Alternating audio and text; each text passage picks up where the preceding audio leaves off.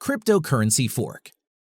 Sometimes when a group of developers disagrees with the direction a specific cryptocurrency is going, the members decide to go their own way and initiate a fork. Imagine an actual physical fork. It has one long handle and then it divides into a bunch of branches. That's exactly what happens in a cryptocurrency fork.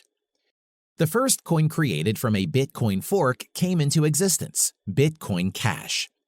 However, since then, numerous other coins have also been forked from Bitcoin, such as Bitcoin Unlimited, Bitcoin Private, Bitcoin XT, and more.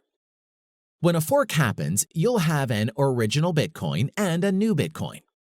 For example, Bitcoin Cash changed the block size from 1 megabyte to 8 megabyte, so that more transactions can be processed with each block. Therefore, there are now people who support this change. So they've switched to a new coin called Bitcoin Cash. You'll also have people who decide to stay with the original rules and keep using the original Bitcoin.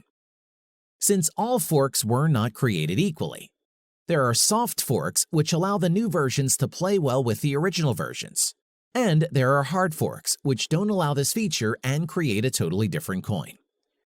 All of the Bitcoin forks you've heard about recently are actually hard forks. Why do forks occur? Just like all software needs upgrades, blockchains are updated for a variety of reasons. Number 1, to add functionality. Number 2, to address security risks. Number 3, to resolve a disagreement within the community about the cryptocurrency's direction.